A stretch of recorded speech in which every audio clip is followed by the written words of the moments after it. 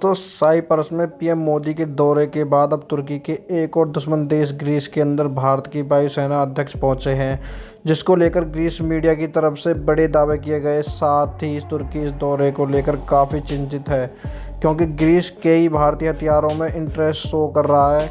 इसके अलावा 57 मुस्लिम देशों का संगठन ओआईसी ने इजरायल के साथ साथ भारत के खिलाफ भी अब तीखा बयान दिया है, जिस पर भारत की तरफ से बड़ी प्रतिक्रिया सामने आई है। जियोपॉलिटिक्स से निकलकर आई इन दोनों खबरों के बारे में इस वीडियो में डिटेल से बात करेंगे, इसलिए वीडियो को अंत तक जरूर देखिएगा। साथ ही अगर आपको डिफेंस फॉरेन पॉलिसी से जुड़े टॉपिक पसंद है तो नीचे दिए सब्सक्राइब बटन को प्रेस कर बेल आइकन को दबा लें, क्योंकि हम इस टॉपिक पर डेली वीडियो लेकर आते हैं। तो चलिए शुरू करते हैं इस वीडियो को। भारत की वायुसेना ने जब मई में ऑपरेशन सिंदूर चलाया था तो पूरी दुनिया ने देखा कि कैसे भारतीय वायुसेना ने पाकिस्तान के आतंकवादी ठिकानों पर सटीक हमले किए। इस ऑपरेशन में भारत ने अपने अत्याधुनिक फाइटर जेट राफेल और सुखोई का ज़बरदस्त इस्तेमाल किया। अब इस ऑपरेशन की चर्चा यूरोप तक पहुंच गई है। जी हां, यूनान यानी ग्रीस की वायुसेना ने इस ऑपरेशन को केस स्टडी की तरह देखा है। भारतीय वायुसेना प्रमुख air chief marshal AP Singh इन दिनों ग्रीस के दौरे पर हैं। ग्रीस पहुंचते ही उनका स्वागत वहां की वायुसेना हेलिनेक एयरफोर्स के प्रमुख लेफ्टिनेंट जनरल ने किया। देखने में यह दौरा एक सामान्य सैन्य दौरा लगता है, लेकिन इसकी रणनीतिक और राजनीतिक अहमियत कहीं ज़्यादा है, क्योंकि ग्रीस और तुर्की के बीच लंबे समय से तनाव चल रहा है और तुर्की वही देश है जो पाकिस्तान का घनिष्ठ राजनीतिक सहयोगी है। जब भारत ने पाकिस्तान पर एयर स्ट्राइक किया था, उस वक्त तुर्की ने खुलकर पाकिस्तान का समर्थन किया था। यहाँ तक कि कुछ रिपोर्ट्स के मुताबिक तुर्की ने पाकिस्तान को तकनीकी जानकारी और खुफिया सपोर्ट भी दिया था। अब भारत धीरे धीरे उन देशों के साथ रक्षा सौदेदारी बढ़ा रहा है जो तुर्की के खिलाफ मोर्चा लेते हैं, और ग्रीस इस रणनीति का सबसे मजबूत हिस्सा बनकर उभर रहा है।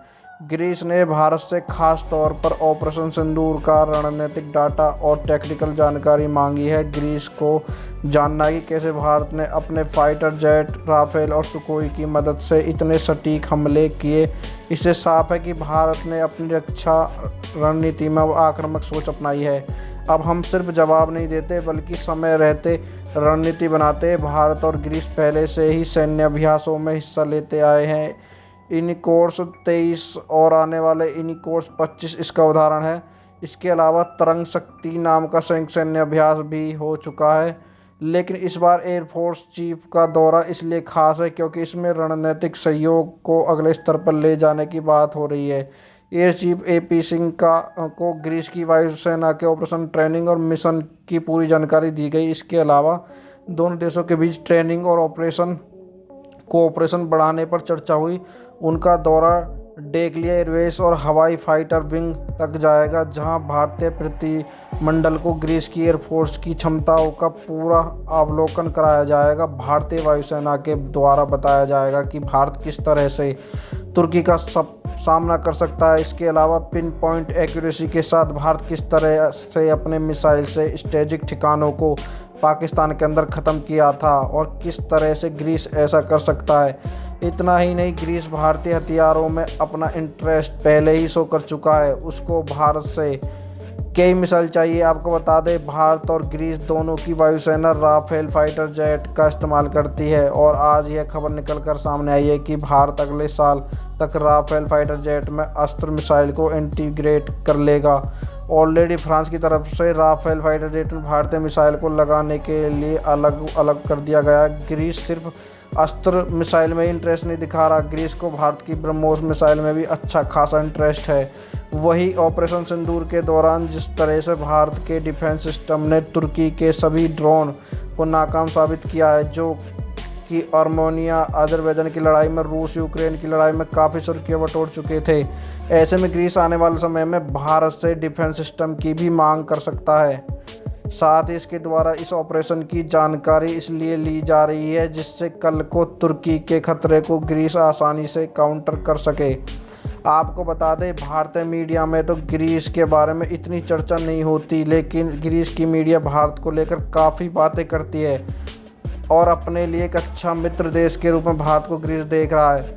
वहाँ पर पॉडकास्ट वगैरह में भारत किस तरह ग्रीस को मजबूत कर सकता है, इसकी बातें चलती है। इतना ही नहीं, भारत ग्रीस के अंदर पोर्ट वगैरह में अब जल्दी इन्वेस्ट करने वाला है। यही कारण है कि यह सब देखकर तुर्की की मीडिया भी हैरान और परेशान है।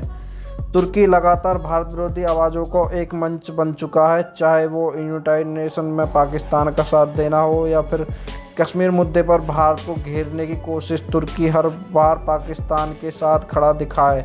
भारत अब उस नीति पर चल पड़ा है जिसमें वो उन देशों को जवाब देगा जो उसके खिलाफ माहौल बनाने में लगे हैं। ग्रीस जैसे देशों के साथ सहयोग बढ़ाना भारत की इस नई नीति का हिस्सा है। इससे भारत न सिर्फ यूरोप में अपनी रणनीतिक स्थिति मजबूत कर रहा है, बल्कि पाकिस्तान और उसके दोस्तों को साफ संकेत भी दे रहा है। अगर भारत पर नज़र उठाई तो जवाब वही मिलेगा और उन्हीं की भाषा में मिलेगा। आने वाले दिनों में हम भारत और ग्रीस के बीच और भी गहरे रक्षा सहयोग की उम्मीद कर सकते हैं।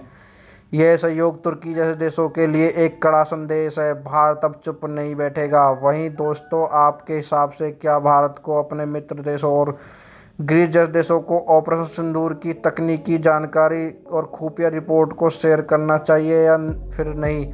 इस पर आप अपनी राय कमेंट बॉक्स में लिखकर बताइएगा। बढ़ते हैं हमारी अगली खबर की तरफ। भारत ने अब एक बार फिर दुनिया को ये साफ कर दिया कि वह किसी भी मंच पर झूठ और प्रोपेगेंडा को बर्दाश्त नहीं करेगा। इस बार निशाने पर है ऑर्गेनाइजेशन ऑफ इस्लामिक कोऑपरेशन यानी OIC और वजह है उसका पाकिस्तान के इशारों पर भारत के खिलाफ बयान देना। हाल ही में तुर्की के इस्तांबुल में OIC की बैठक हुई जिसमें भारत को लेकर कई गैर जरूरी और झूठे आरोप लगाए गए। OIC ने भारतीय मुसलमानों को सोशल मॉर्जिनाइजेशन की बात की और भारत पाकिस्तान के बीच मामलों में भी टांग अड़ाई। भारत के विदेश मंत्रालय ने OIC को एक कड़े बयान में साफ कर दिया। OIC द्वारा भारत की गई टिप्पणियां असत्य, गैर जरूरी और पूरी तरह पाकिस्तान प्रभाव में की गई है। विदेश मंत्रालय ने कहा, OIC का मंच बार बार पाकिस्तान प्रोपेगेंडा मशीनरी के हाथों में खेलता रहा है और इससे उसकी क्रेडिबिलिटी यानी साख को गंभीर नुकसान हो रहा है। भारत ने साफ तौर पर कहा, पाकिस्तान ने आतंकवाद को अपनी स्टेट पॉलिसी बना लिया है। पहलगाम में हुए हालिया आतंकी हमले में इसका ताज़ा उदाहरण दिखा, जहां निर्दोष लोगों की जान गई, लेकिन OIC ने इस पर एक शब्द भी नहीं कहा। OIC का आतंकवाद पर चुप रह जाना दिखता है कि वह सच्चाई से जानबूझकर आंखें मूंदे हुए। भारत ने दो टूक कहा कि जम्मू कश्मीर भारत का अभिन्न और संप्रभु हिस्सा है। OIC को भारत के आंतरिक मामलों में दखल देने का कोई अधिकार नहीं है। भारत संविधान में जम्मू कश्मीर की स्थिति स्पष्ट है और यह मामला पूरी तरह सुलझा हुआ है। OIC बैठक में पाकिस्तान ने भारत पर बिना उकसावे के सैन्य हमला करने का आरोप भी लगाया। भारत ने इसका भी जवाब दिया और कहा कि ऑपरेशन सिंदूर भारत की आत्मरक्षा में की गई एक सटीक और वैध कार्रवाई थी। यह उन आतंकी कैंपों के खिलाफ की गई जो पाकिस्तान की धरती से ऑपरेट कर रहे थे। भारत ने कहा कि पाकिस्तान की जवाबी कार्रवाई नाकाम रही और उसने अपने ही नागरिकों को नुकसान पहुंचाया। ऐसे में पाकिस्तान का यह दावा कि वो सिर्फ भारतीय सैन्य ठिकानों को निशाना बना रहा था एकदम हास्यास्पद है। भारत ने पाकिस्तान को उसके खुद के हालात याद दिलाए। जो देश खुद मानवाधिकारों का हनन करता हो वो दूसरे को लेक्चर नहीं दे सकता। भारत का संदेश एकदम साफ है, अब झूठ नहीं चलेगा। ना ही भारत अपने खिलाफ किसी भी प्रकार के झूठे आरोपों को चुपचाप सहन करेगा। बहरहाल दोस्तों, इन दोनों खबरों पर अपनी राय कमेंट बॉक्स में लिखकर बताइएगा। फॉरेन पॉलिसी और डिफेंस से जुड़ी ऐसी वीडियो जो कि अक्सर मैंने स्ट्रीम मीडिया में नहीं दिखाई जाती। अगर आपको ऐसी टॉपिक देखना पसंद हो, नीचे दिए गए सब्सक्राइब बटन को प्रेस कर बेल आइकन को दबा लें, जिससे हमारी डेली ऐसी वीडियो आप तक सबसे पहले पहुंच सके। फिर मिलते हैं ऐसी एक नई वीडियो के साथ। धन्यवाद। जय हिंद, जय भारत।